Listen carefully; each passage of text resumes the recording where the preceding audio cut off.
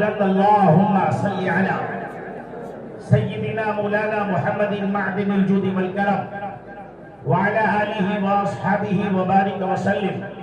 صلوا عليه صلاة وسلاما عليك يا حبيبي يا رسول اللہ صلی اللہ تعالی علیہ وسلم.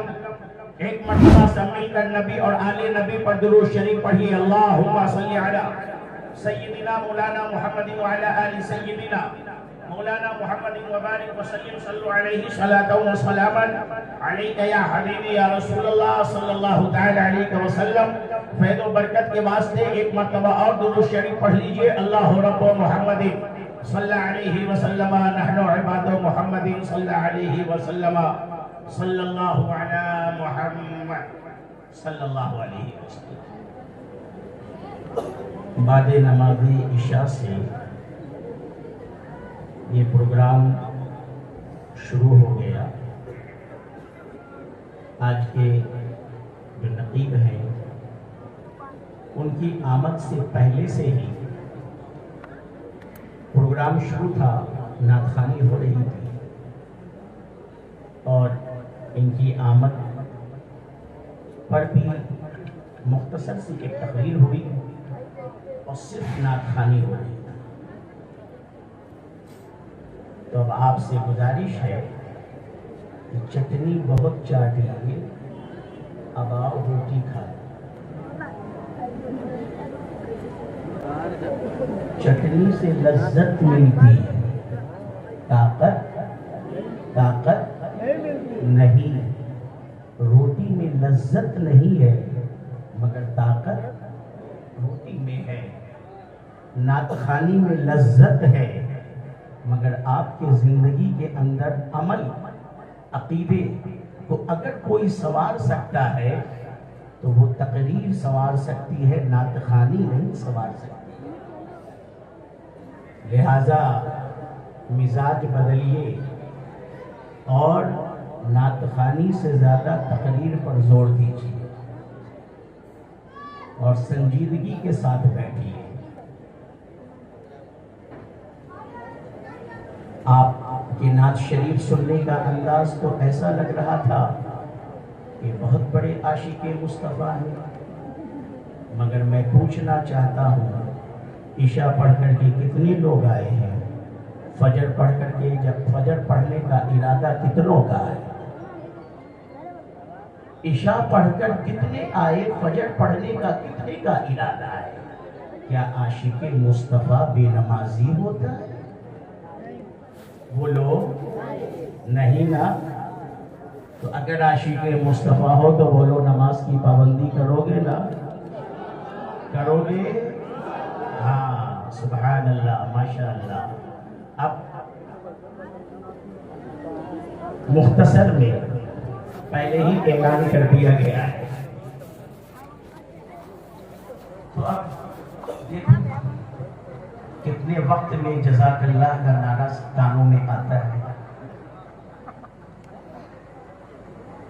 ورنہ بنارس کی سرزمین پر واحد میں مسجد کا امام ہوں جو جمعہ میں بھی 50 منٹ سے کم تقریر نہیں. اور اب جو جمعہ میں 15 منٹ کی تقریر ہوتی ہے، 20 منٹ کی، جب وہاں میں 50 منٹ بولتا ہوں، اب یہاں پر اگر اس سے بھی کم ملے تو پتہ چلے گا کہ آپ بھی پیاسے رہ جاؤ گے، میں بھی پیاسا رہ جاؤں گا. خیر، آؤ کام کی بات. اشتہار پر ہیڈنگ جو لگی ہوئی ہے ملک طیبہ کانفرنس.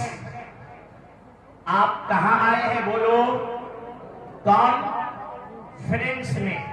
کیا کرنے آئے ہیں بولو؟ سننے کے بعد عمل کرنے نہیں. آپ ملک طیبہ کانفرنس کے اندر اپنے کان کو فریش کرنے کے لیے آئے ہیں. نام ہوتا ہے کانفرنس، پبلک آتی ہے کانفرنس کرنے کے لیے. اور میں ایک جملہ بولوں جو میں سنانے جا رہا ہوں، جو بھی میں بیان کروں، عمل کرنے کے لیے میرے لیے بھی دعا کر دینا اور اپنے لیے بھی دعا کر دینا، کیونکہ ایک بہت بڑی حقیقت بول کر کے جا رہا ہوں۔ پورے ہندوستان کے اندر جتنا جلسہ سنیوں کا ہوتا ہے کسی کا نہیں ہوتا ہے، مگر جتنا بڑا جاہل سنی ہوتا ہے کوئی نہیں ہوتا۔ حقیقت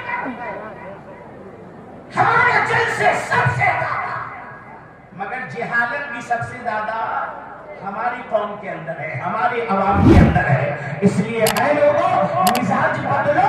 آپ جلسے کے اندر اس مزاج سے نہ آیا کرو کہ ہمیں وہاں جا کر کے اپنے کانوں کا چسکا پورا کرنا ہے، اپنے دماغ کو فریش کرنا ہے، ہمیں وہاں مزہ لینا ہے، ہمیں وہاں لذت حاصل کرنی ہے۔ صبح میں دیکھیے گا جناب، شادی آباد کے چوراہے پر، شادی آباد سے سٹے ہوئے جتنے بھی علاقے سے یہ مہمان آئے ہیں، یہ سویرے جب بیٹھیں گے تو جانتے ہیں جناب جاوید صاحب گولڈوی قبلہ یہاں پر لوگ تبصرہ کریں گے، بتاؤ رات میں گئے تھے، کہاں گئے تھے، کہاں شادی آباد جلسے میں گئے تھے، کہاں ہاں گیا تھا، کہاں سنے تھے جلسہ، کہاں ہاں سنا بھی تھا۔ اچھا یہ بتاؤ تو سب سے زیادہ جمایا کس نے؟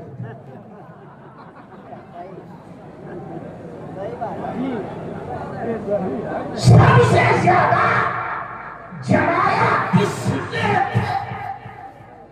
یہاں جمنے جمانے کے لیے آئے ہو؟ کیا کرنے آئے ہو؟ سننے کے لیے، اور سننے کے بعد عمل کرنے کے۔ مزاج بدلو سنیوں اپنا۔ آپ کے اندر جہالت، غلط رسم بدعت سب سے زیادہ، اور وہ تمام غلط رسم و رواج جس کو سیدی مرشدی اچھے رضا سچے رضا پیاری رضا ہماری رضا ہم سنیوں کی جان رضا ہمارے ایمان کو بچانے والے امام احمد خان رضا نے اپنے فتاوا کے اندر کہا یہ ناجائز ہے، یہ بدعت ہے، یہ غلط ہے، شریعت سے اس کا کوئی تعلق نہیں ہے۔ وہ تمام رسم و رواج اور بدعتوں کو آپ عمل میں لاتے ہو، اور وہابی دیوبندی اس کی آڑ میں پورے مسلک اعلیٰ حضرت کو بدنام کرتے ہیں۔ اس لیے اپنی بدعمالیوں سے مسلک کو بدنام کرنے کا ذریعہ نہ بنو۔ جسے علماء نے بتا دیا یہ ناجائز ہے، یہ غلط ہے، یہ بری چیز ہے، یہ بری عادتیں ہیں، ان کو چھوڑو اور اسی چیز پر عمل کرو جس سے اللہ اس کے رسول ہم سے اور تم سے راضی ہے۔ محترم حضرات، تو اب آئیے جو موضوع میں نے آج کے لیے منتخب کیا ہے تھوڑی دیر اس پر گفتگو کر کے میں رخصت ہو جاؤں گا، اس لیے کہ آج کا اس جلسے کا سب سے بڑا نام حضرت علامہ حماد رضا صاحب تشریف لائیں گے۔ یہ مجمع بھی انہی کے لیے ہے، محمد علی فیضی صاحب آئیں گے، یہ مجمع بھی انہی کے لیے ہے۔ تھوڑی دیر کے لیے میں حاضر ہوں، میرے سرکار غریب نواز علیہ رحمت و رضوان ہے، ان کے سامنے ان کے مریدی، ان کے محبی، ان کے معتقدی، ان کے چاہنے والے اور ان کے ماننے والے بیٹھے۔ سرکار غریب نواز واز فرما رہے ہیں، بیان کر رہے ہیں۔ سوچو کتنی نورانی محفل ہوگی۔ سنانے والے غریب نواز ہیں، سننے والے بختیار کاکی ہیں، بڑے بڑے اولیاء اللہ ہیں، بڑے بڑے علماء مشائخ ہیں۔ غریب نواز واز فرما رہے ہیں۔ غریب نواز ارشاد فرماتے ہیں، اے میرے ماننے والوں، اے میرے مریدوں، اے میرے چاہنے والوں، سنو سنو، پانچ چیزیں ایسی ہیں، پانچ چیزیں ایسی ہیں جن کا دیکھنا عبادت ہے۔ دیکھنا کیا ہے؟ دیکھنا کیا ہے؟ عبادت ہے۔ نماز کو دیکھنا عبادت نہیں، نماز پڑھنی عبادت ہے۔ روزے کو دیکھنا عبادت نہیں ہے، روزہ رکھنا عبادت ہے۔ حج عبادت کو دیکھنا عبادت نہیں، حج کرنا عبادت ہے۔ زکات کو دیکھنا عبادت نہیں، زکات ادا کرنا عبادت ہے۔ غریب نواز کہہ رہے ہیں پانچ چیزیں ایسی ہیں، پانچ چیزیں ایسی ہیں جن کا دیکھنا بولو کیا ہے؟ عبادت ہے۔ اب اگر میں پانچوں چیزوں پر تقریر کروں تو 5 گھنٹے چلے، تو پھر ہمارے رضا صاحب کو لفافہ دے کر کے رخصت کر دیجیے، حجر تک کے لیے میں ہی اکیلا کافی ہوں، اور 5 گھنٹے کی تقریر ہے تو 5 × 45 کا لفافہ میرا بنا دیجیے۔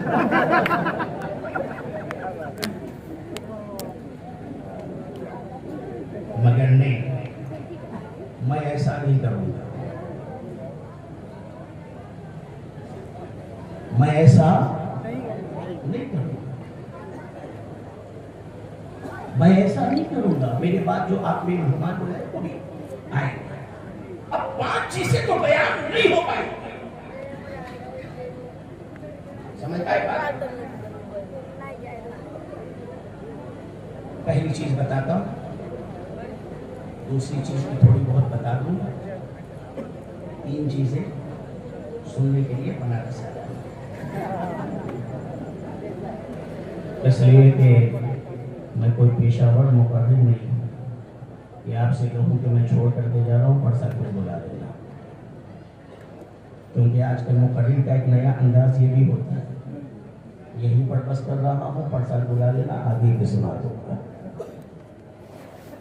5 چیزیں غریب نواز فرماتے ہیں جن کا دیکھنا عبادت ہے، اے میرے غریب نواز وہ 5 چیزیں کیا ہے جن کا دیکھنا عبادت ہے؟ کہاں پہلی چیز جن کا دیکھنا عبادت ہے وہ ہے تمہارے ماں باپ کا چہرہ۔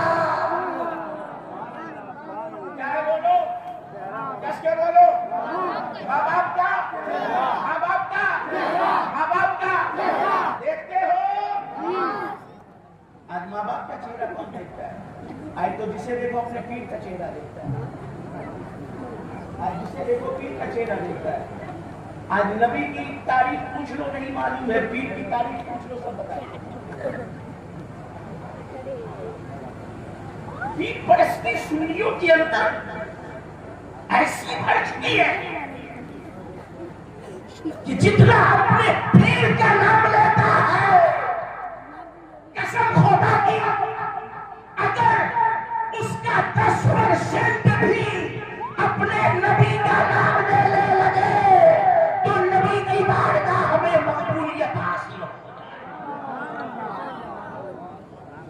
اب یہ پیر صاحب کو لا کے بیٹھا دو یہاں اسٹیج پر اور پھر نبی کی نعت سنا، دیکھو کسی کے جیب سے پیسہ نہیں نکلے گا، کوئی سبحان اللہ نہیں کہے گا، اور پیر صاحب کی شان میں پڑھو پورا جیب لا کر کے خالی کر کے۔ جس کا چہرہ دیکھنا عبادت ہے، بولو ماں باپ کا چہرہ دیکھنا کیا ہے؟ بولو عبادت ہے۔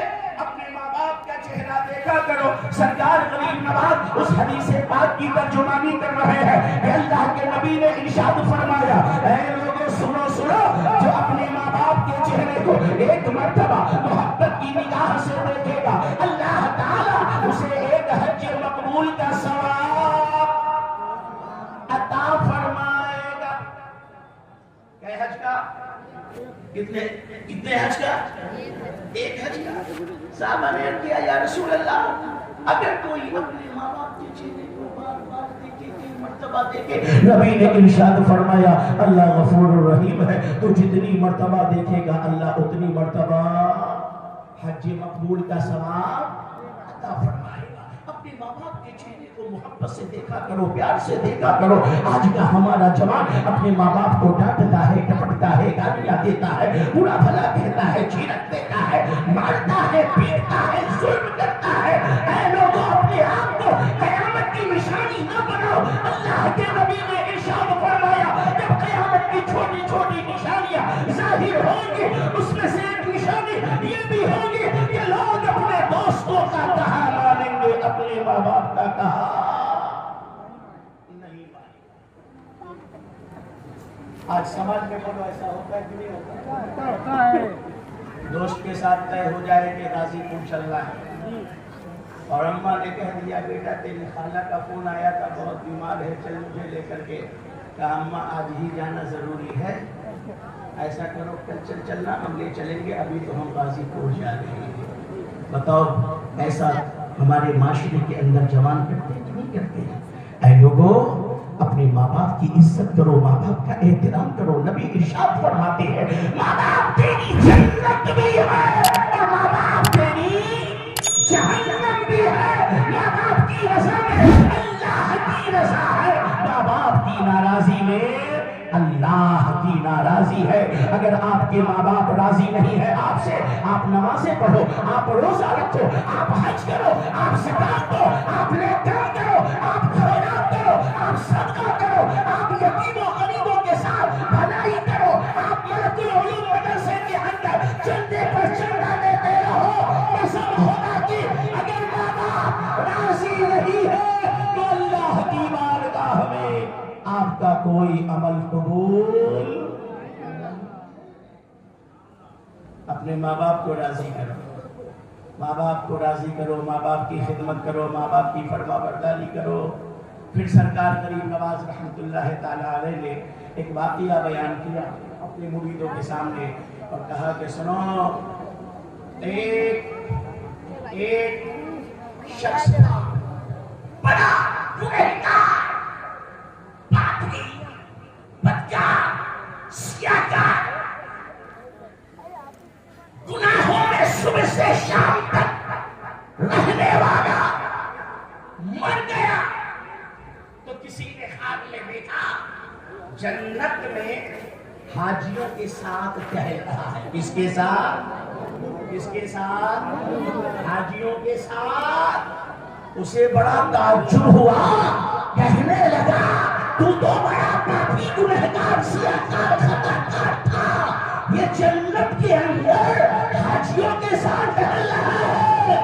کہنے لگا تو صحیح کہتا ہے، میں گنہگار تھا، میں پاپی تھا، میں خطاکار تھا، میں بدکار تھا، میں بدعمل تھا، میں نیکیوں سے دور تھا، گناہوں کے قریب تھا، مگر سنو جب میں صبح کو اپنے گھر سے نکلتا تھا تو پہلے اپنے بوڑھی ماں کے پاس جاتا تھا، اس کے قدم کے پاس جا کر کھڑا ہو جاتا تھا، ہاتھ باندھ کر اپنے ماں کے بوڑھے چہرے کو دیکھتا رہتا تھا، جھریوں پہلے چہرے کو دیکھتا رہتا تھا، دیکھتا رہتا تھا اور دیکھتے دیکھتے ماں کے قدم میں بیٹھ جاتا تھا، اپنے لب کو اپنے ماں کے قدم پر رکھ دیتا تھا۔ میری ماں میرے چہرے کو اٹھا دیتی تھی اور اٹھانے کے بعد اپنے ہاتھ کو بلند کرتی تھی، اے میرے پروردگار میرے بیٹے کے گناہوں کو بخش دے اور اسے جنت میں حاجیوں کے ساتھ ٹھکانہ عطا فرما۔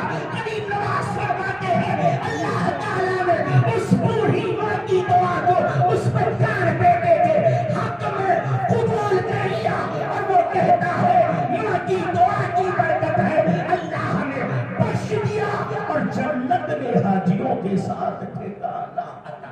نعرہ تکبیر، نعرہ رسالت، عظمت والد، عظمت والد، ملک پیدا کانفرنس، نعرہ تکبیر، نعرہ رسالت۔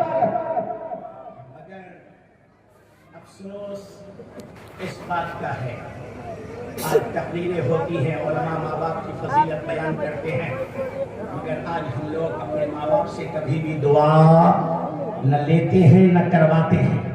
حضرت علامہ مجیب اللہ خان صاحب قبلہ مدد اللہ العلی والنورانی برکاتہ العالیہ والقدسیہ کی بارگاہ میں آپ آئے، حضرت میرے لیے دعا کر دیجئے، حضرت نے دعا کر دی، پیر صاحب آگے کا پیر صاحب دعا کر دیجئے، حضرت نے دعا کر دی، حضرت علامہ جاوید کون نبی صاحب آئے کا حضرت دعا کر دیجئے، حضرت نے دعا کر دی۔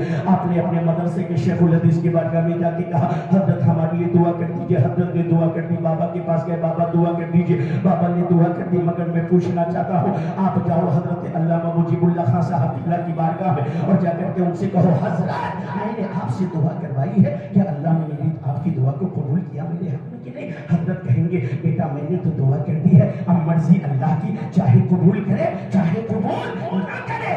پیر صاحب سے دعا کروائی، کہا پیر صاحب آپ سے دعا کروائی ہے، اللہ نے قبول کیا کہ نہیں؟ پیر صاحب نے کہا بیٹا میں نے تیرے لیے دعا کر دی ہے، مگر اللہ کی مرضی، اللہ قبول کرے نہ کرے۔ آپ نے امام صاحب سے کہا امام صاحب میں نے آپ سے دعا کروائی، اللہ نے قبول کی کہ نہیں؟ کہا میں نے تو دعا کر دی ہے، اب اللہ کی مرضی قبول کریں گے نہ کرے۔ حضرت علامہ جاوید گولڈوی صاحب سے آپ نے کہا حضرت آپ بہت نیک آدمی ہے، آپ سے میں نے دعا کروائی ہے، اللہ نے قبول کیا کہ نہیں؟ انہوں نے کہا میں نے تو بابو کر دی دعا، مگر اللہ نے قبول کیا کہ نہیں کیا؟ یہ اس کی مرضی ہے۔ آپ نے حضرت علامہ مجیب اللہ خان صاحب کی بارگاہ میں جا کر کے کہا حضرت آپ سے دعا کروائی، آپ نے کہا اللہ کی مرضی قبول کرے نہ کرے۔ امام صاحب نے کہا اللہ کی مرضی قبول کرے نہ کرے۔ پیر صاحب نے کہا اللہ کی مرضی قبول کرے نہ کرے۔ علامہ جاوید صاحب نے کہا اللہ کی مرضی قبول کرے نہ کرے۔ مگر آج میں نے اپنے ماں باپ سے دعا کروائی ہے، بتائیے وہ دعا قبول ہے کہ نہیں ہے؟ تو علامہ مجیب اللہ خان نے کہا او بیٹا تیرے ماں باپ کی دعا اللہ نے قبول کر لی ہے۔ آپ نے کہا حضرت سب کی دعا میں، آپ نے کہا اللہ کی مرضی میرے ماں باپ کی دعا میں، یہ کیوں کہا اللہ نے قبول کر لی ہے؟ کہا بیٹا یہ میں نہیں کہہ رہا، یہ مدینے والے سرکار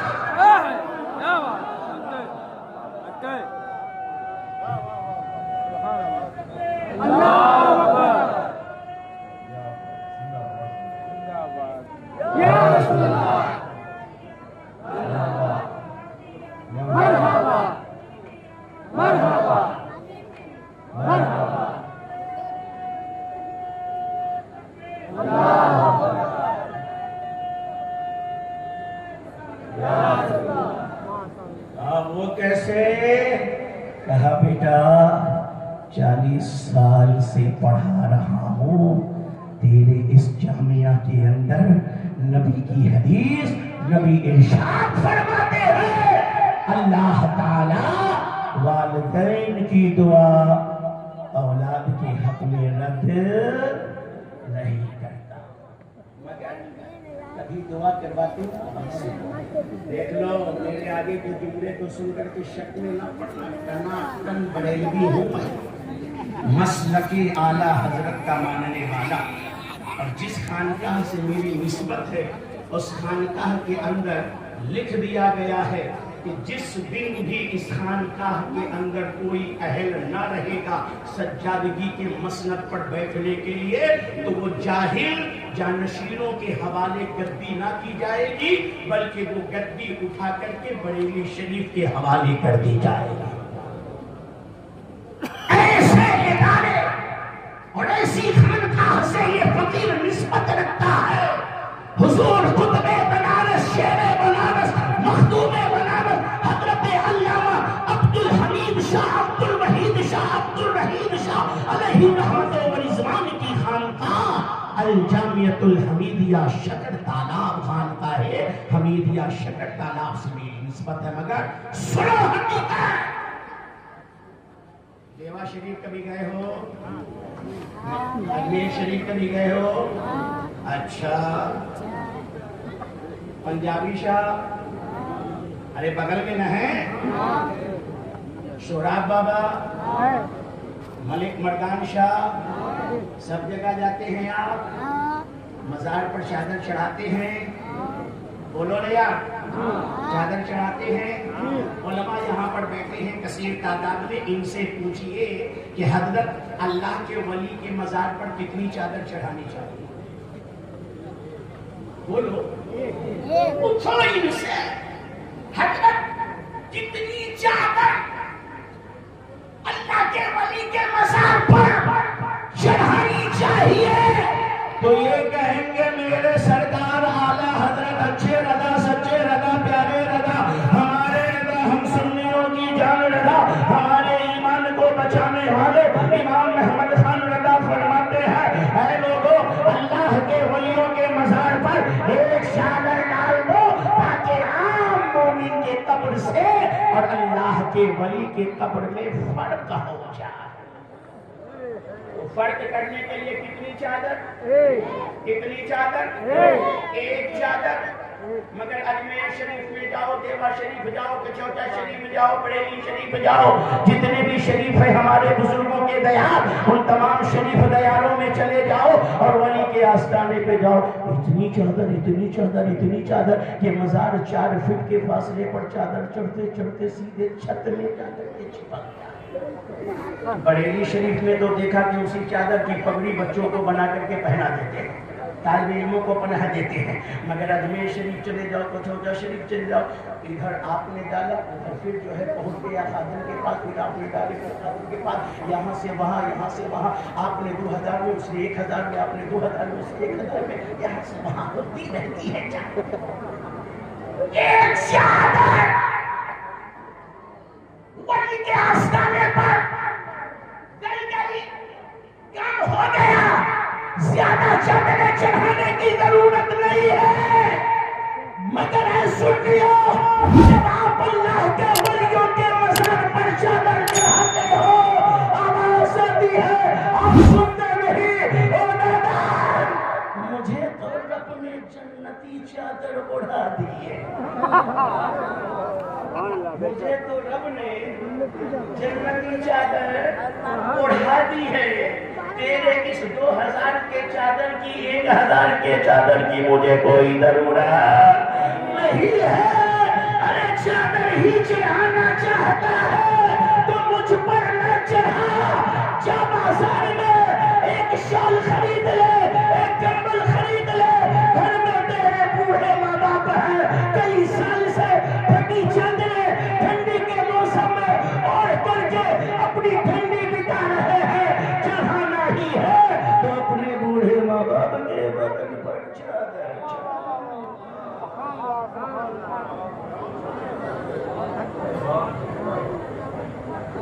اماں 5 سال سے ایک کے شال کو دھو کر کے بدھوا پیر صاحب کے مزار کو جا کے چادر بچا۔ میں نہیں کہتا،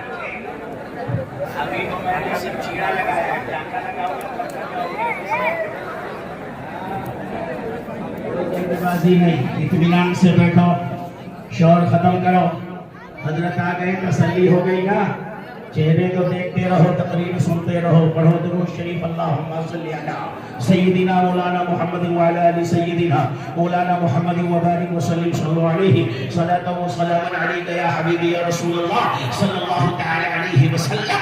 محترم حضرات، چادر کس میں چڑھانی ہے، کس پہ ڈالنی ہے چادر؟ جاؤ گے نہیں اس مرتبہ نئی چادر لا کے دو گے نا؟ اچھا یہ بتاؤ، ولی کے مزار پر جاتے ہو تو جا کر کے ولی کے مزار پر پیدانے کھڑا ہوتا ہے یہ بدھوا، اور کھڑا ہونے کے بعد پہلے عطر لگایا، چادر چڑھائی، پھول چڑھایا، اور پھر حضرت مجیب اللہ خان صاحب بابا کے مزار کے پیدانے کو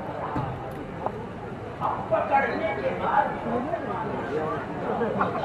شروع کیا، اتنا دبایا، مگر علماء کرام بھی دیکھتے رہتے، سوچتے ہیں اگر یہاں پر بولا تو خیریت ہے، ابھی ایک دم لوہا گڑا بڑا ہے، بولیں گے تو یہ سیدھے کہے گا آپ شریعت والے ہیں، ہم یہاں پر معرفت والے ہیں، یہ جاہل نہیں، ٹائم کی نماز پڑھتا ہے نہ روزے رکھتا ہے، یہ گنجیری یہ بھنگیری اور سیدھے معرفت کی بات کرتا ہے، اب اس شریعت کا تیرے اندر پتہ نہیں، نمازیں پڑھتا نہیں، قرآن پڑھنا جانتا نہیں، فاتحہ خوانی آتی نہیں، اور معرفت و حقیقت کی بات۔ تو حضرت ان جاہلوں کے یہ چاہنے والے بیٹی جب جائیں گے خود مزاروں کو دبائیں گے. علماء سے پوچھو, یہاں پر بڑے بڑے علماء کرام بیٹھے ہیں, ان سے پوچھئے یہ بزرگوں کے مزارات کو دبانا کیا ہے. علماء کہیں گے بزرگوں کے مزار کو دبانا بے ادبی ہے. میرے اعلیٰ حضرت کہتے ہیں اللہ کے ولیوں کے در پر جاؤ, کوئی تیرے فاصلے پر کھڑے ہو, کتنے فاصلے پر زندگی میں دو آدمی بیٹھ کر گفتگو اور باتیں کیا کرتے ہیں. اللہ کے ولیوں کے چادر کو چومنا جائز ہے, مگر اعلیٰ حضرت کہتے ہیں اگر نہ چومو تو بہتر. آج سمجھ میں آ رہی ہے نا, آ رہی ہے سمجھ میں؟ تو آپ نے اللہ کے ولی کے مزار کو خوب دبایا, خوب دبایا, خوب دبایا. آواز آئی نادان, میرے مزار کو کیوں دبا رہا ہے؟ ارے بے وقوف, اگر دبانا ہی ہے اپنے گھر چلا جا, اپنے بوڑھے ماں باپ کے پیر اور سر کو دبا. پیر صاحب آ جائیں گھر میں تو شرم نہیں آتی ہے, پیر کے پیر کو خوب دباتا ہے. اپنے باپ کے پیر کو کبھی دبایا؟ اپنی امی کے پیر کو کبھی دبایا؟ امی کہتے بیٹا سر میں درد ہے تو کہتا ہے اماں یہ تو تمہارا روز کا ناٹک ہے. یہ وقوف کہیں گا, ایسی باتیں کہتے ہو نادان, ایسی باتیں نہ کہا کرو, ماں باپ کا بہت ہی مرتبہ ہے. تو سنو سرکار غریب نواز کیا فرماتے ہیں, بولو. ماں باپ کے چہرے کو دیکھنا کیا ہے؟ ماں باپ کے چہرے کو دیکھنا کیا ہے؟ عبادت ہے. آگے میرے سرکار غریب نواز ارشاد فرماتے ہیں ماں باپ کے چہرے کو دیکھنا عبادت. ایک چیز اور بتا دوں مختصر میں اور پھر ہو جاؤں آپ سے روانہ. غریب نواز نے فرمایا, سنو غور سے سنو. غریب نواز فرماتے ہیں ماں باپ کے چہرے کو دیکھنا عبادت, اور دوسری چیز جس کا دیکھنا عبادت ہے وہ کیا ہے بتا دوں؟ بولو نا یار جلدی, بتا دوں. دوسری چیز جس کا دیکھنا عبادت ہے, غریب نواز فرماتے ہیں وہ ہے اللہ کا کلام قرآن مجید. بولو اللہ کا کلام, اللہ کا کلام, آگے بولو اللہ کا کلام قرآن مجید. دیکھنا کیا ہے؟ دیکھنا کیا ہے؟ عبادت ہے. دیکھتے ہیں, دیکھتے ہیں. یہ طلبہ سے نہیں پوچھ رہا ہوں, طلبہ تو دیکھتے ہیں مدرسے کے اندر. یہ جتنے عاشق مصطفیٰ بیٹھے ہیں نوٹ برسانے والے ان سے پوچھ رہا ہوں. یہ پیچھے جتنے بیٹھے ہوئے ان سے پوچھ رہا ہوں. قرآن دیکھتے ہو؟ میں پڑھنے کی بات ابھی نہیں کرتا ہوں, میں دیکھنے کی بات کرتا ہوں. قرآن دیکھتے ہو؟ غریب نواز فرما رہے قرآن کا دیکھنا عبادت. اب ذرا سوچو, اللہ کے کلام قرآن مجید کا جب دیکھنا عبادت ہے تو پڑھنے والے کا کیا مرتبہ ہو؟ پڑھنے والے کا کیا مرتبہ ہوگا, پڑھنے والے کا کیا مقام ہوگا. اور وہ طالب علم آج جن کے سروں پر ان علماء کرام مشایخ اعظام کے ہاتھوں سے دستار ہند, دستار خط, دستار فضیلت باندھی جائے گی, ان کی کیا عظمت ہے, ان کی کیا شان ہے, ان کا کیا مرتبہ ہے. الحمدللہ آپ سمجھ نہیں سکتے ہو, اس لیے اے لوگوں قرآن کا ادب کرو, اور جو قرآن پڑھنے والے ہیں ان کا بھی ادب کرو, علماء کرام کا بھی ادب کرو, علماء کرام کا بھی ادب کرو. ان مدارس عربیہ کو محبت کی بنا سے, کیونکہ یہاں جو پڑھنے والے ہیں وہ نبی کریم صلی اللہ علیہ وسلم کے گھر کے مہمان ہیں. اور شادیاں آباد والوں یاد رکھنا, یہ نہ سوچنا کہ شادیاں آباد والوں کہ ان طلبہ جامعہ عربیہ ملک العلوم کو ہم کھلا رہے ہیں, ہم چندہ دیتے ہیں تو مدرسہ چلتا ہے, ہماری وجہ سے یہاں پڑھنے والے بچے کھاتے ہیں. شادیاں آباد والوں یہ کبھی نہ کہنا ہم جامعہ عربیہ ملک العلوم کے طلبہ کو کھلاتے ہیں, بلکہ یہ کہنا جامعہ عربیہ ملک العلوم کے طلبہ کے صدقے میں اللہ پورے شادی آباد والوں. نعرہ تکبیر, نعرہ رسالت, نعرہ رسالت,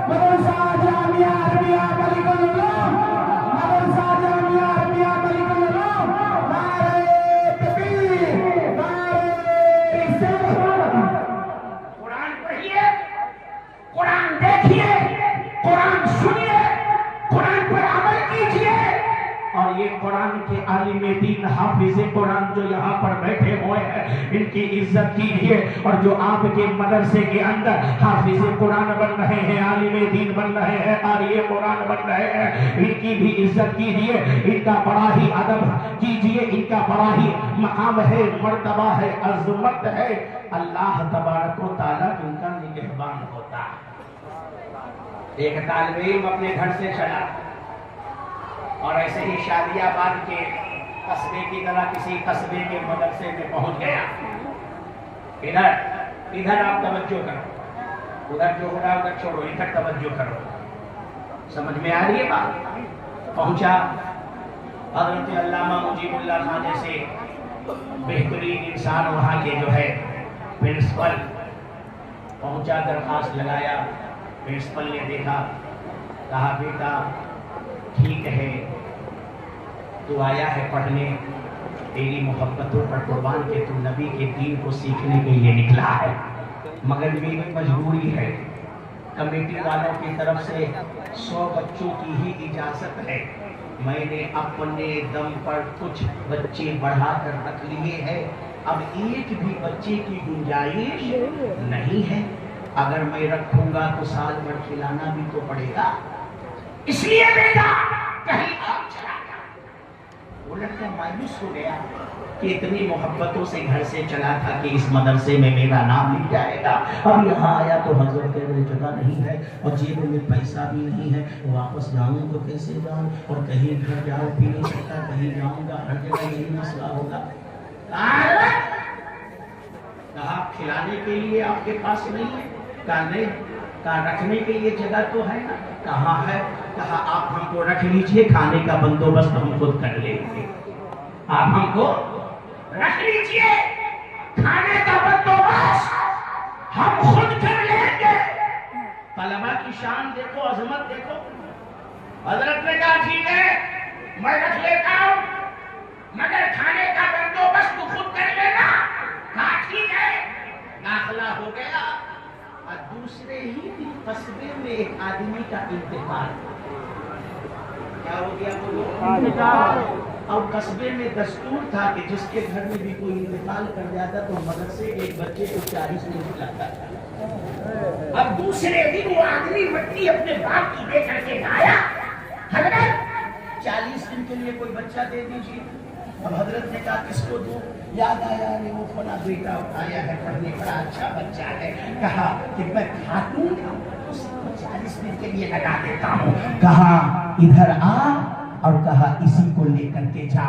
اب 40 دن وہ بچہ کھاتا رہا اور نبی پر نازل ہونے والی قرآن کو پڑھتا رہا، اور جس دن 40 دن پورا ہوا قصبے میں پھر ایک دفعہ گیا۔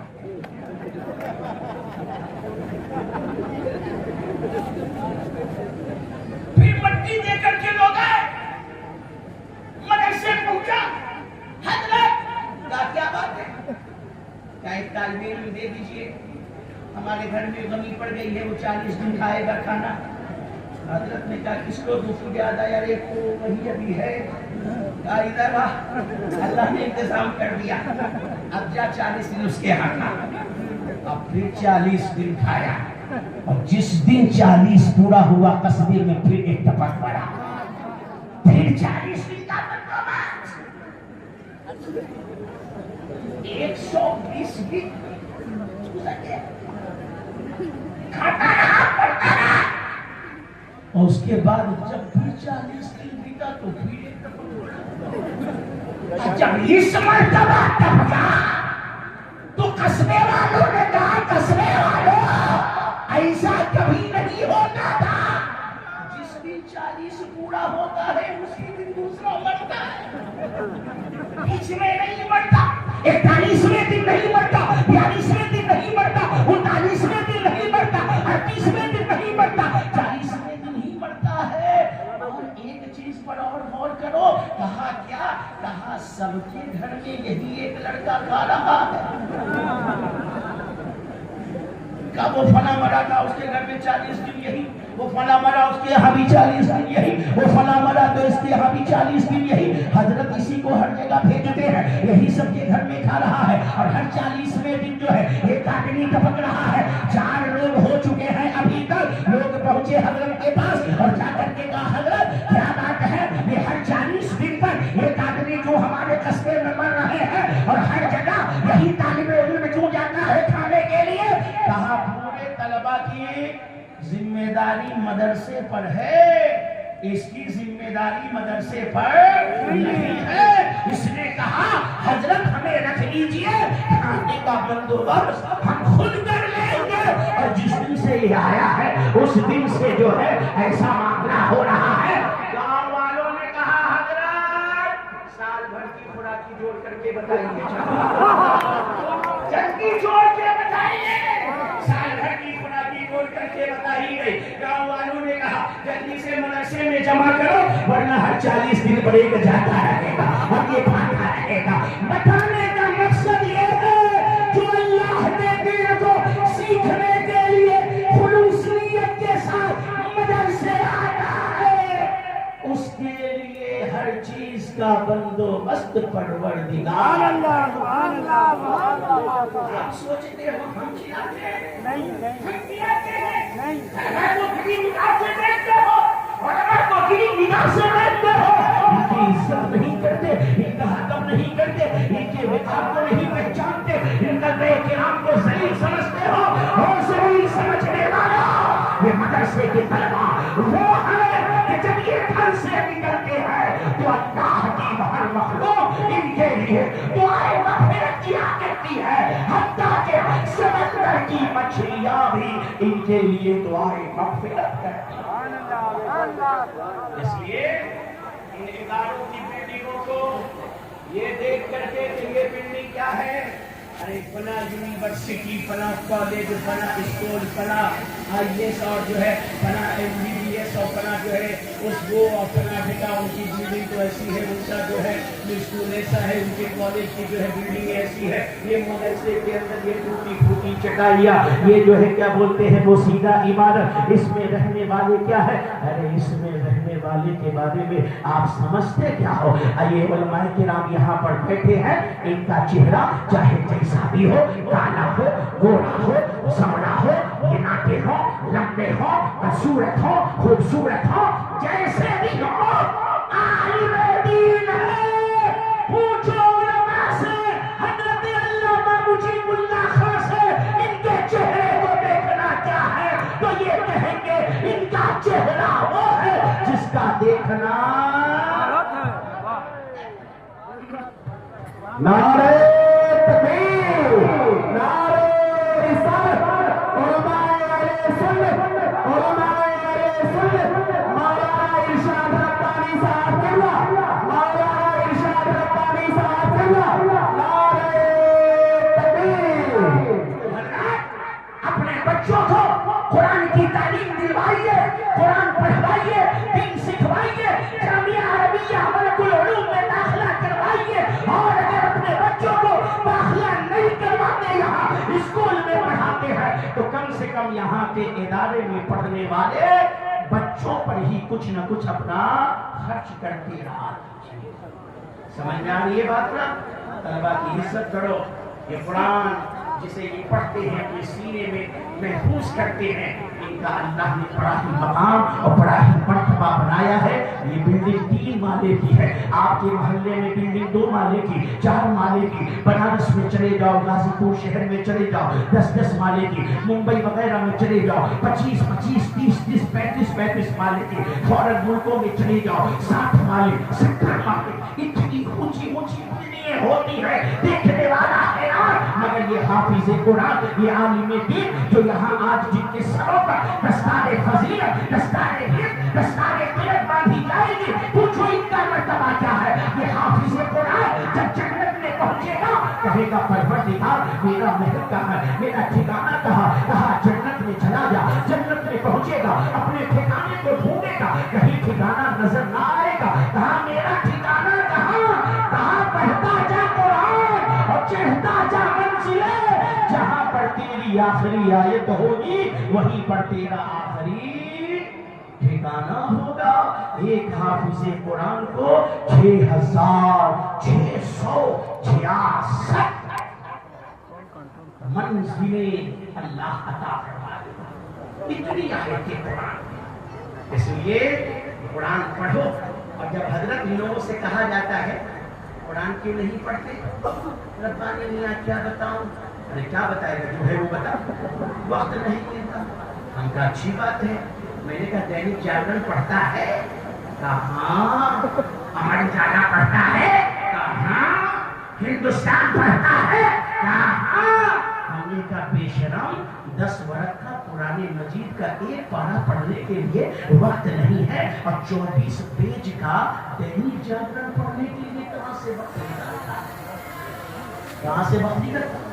3 گھنٹے سنیما دیکھتا ہے, 3 گھنٹے میچ دیکھتا ہے, 3 گھنٹے موبائلوں پر لگا رہتا ہے. ان بےہودہ کاموں کے لیے وقت ہے, اور تیرے پاس قرآن کی تلاوت کے لیے وقت نہیں, نماز کے لیے وقت نہیں, دین کے کاموں کے لیے وقت نہیں, اللہ کے راہ کے لیے کوئی تیرے پاس وقت نہیں. وقت نکال, ورنہ جان لے جو اللہ کے لیے وقت نہیں نکالتا, اللہ تعالیٰ اسے دنیا کے کاموں میں ایسا مشغول کر دیتا ہے کہ چاہ کر کے بھی وہ ان الجھنوں سے باہر نہیں نکل پاتا.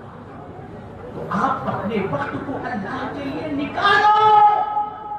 مسلمانوں, اپنے اندر انقلاب پیدا کرو, عمل کی دنیا میں آؤ. یہ بس سبحان اللہ اور نعرہ لگانے سے جلسے میں کام نہیں چلنے والا. اپنے بچوں کو پڑھاؤ.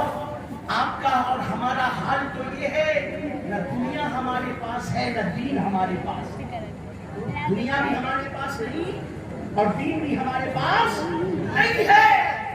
بڑے شہر کے اندر اگر آپ جو گنو کتنے آئی پی ایس, کتنے آئی ایس, کتنے جج, ہائی کورٹ, سپریم کورٹ کے اندر آپ کے شہر سے مسلمانوں کے کتنے بڑے پوسٹ پر ہیں.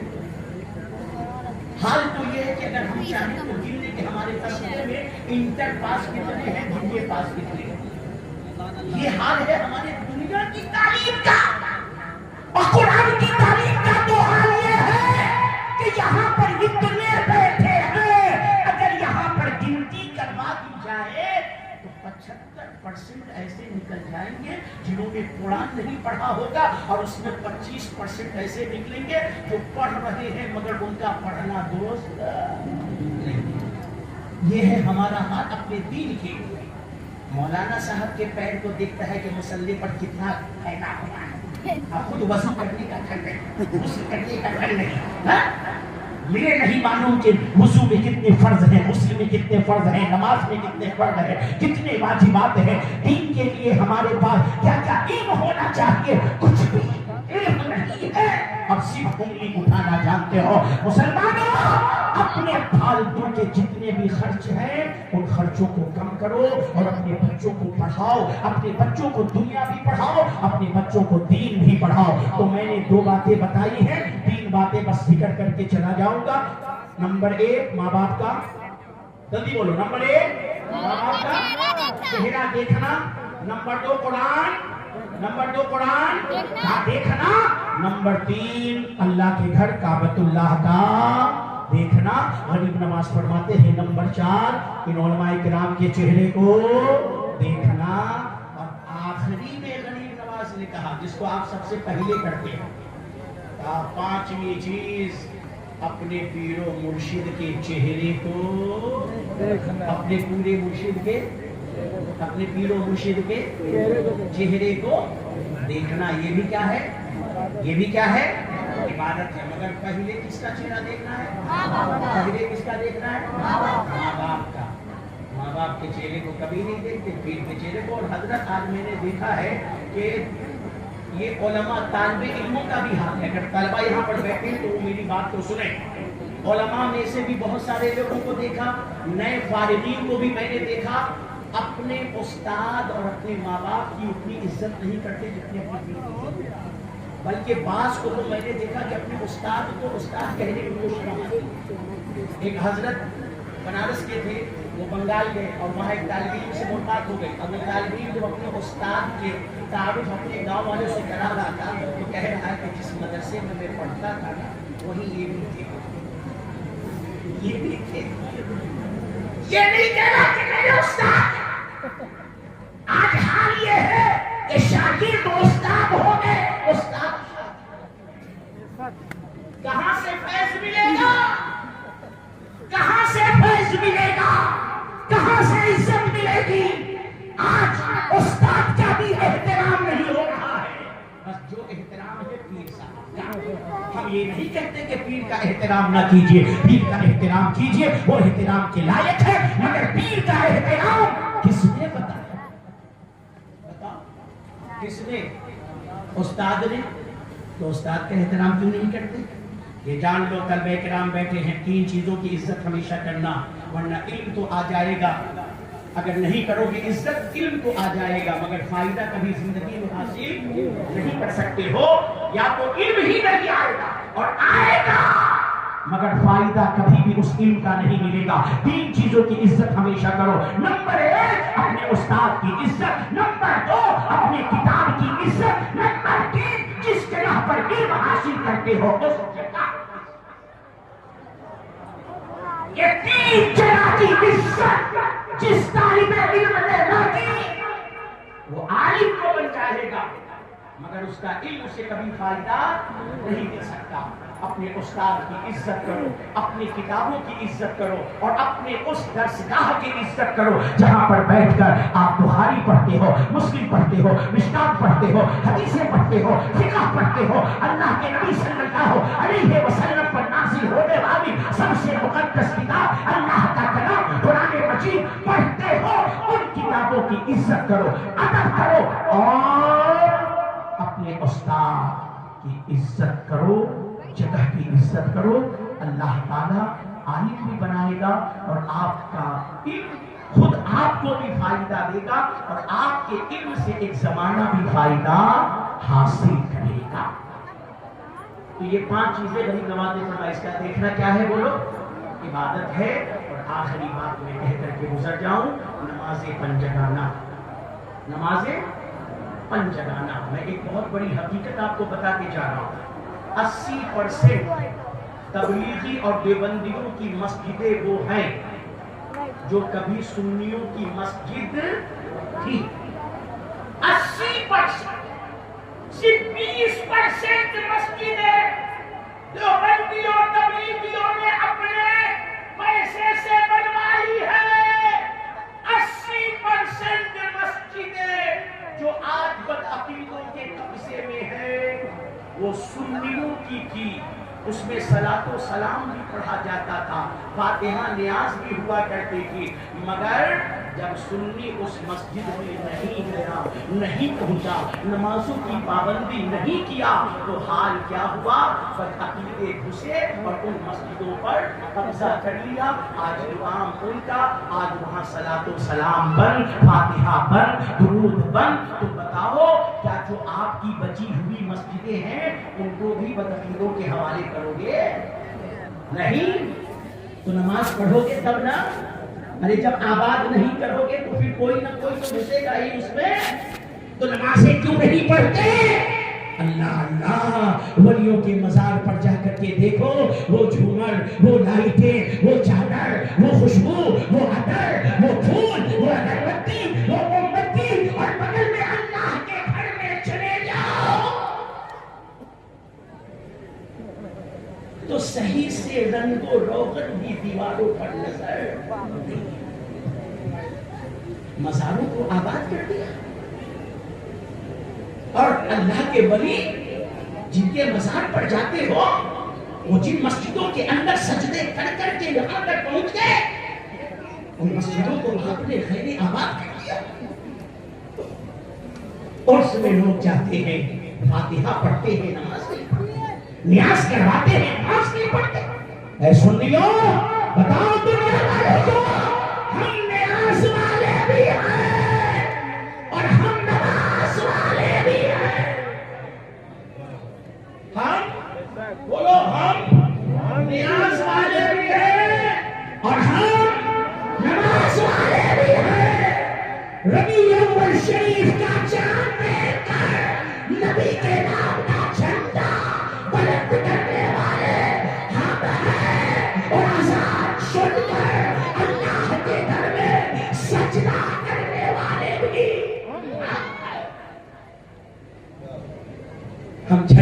بھی بلند کریں گے، ہم سجدہ بھی کریں گے، ہم نیاز بھی کریں گے، ہم نماز بھی پڑھیں گے۔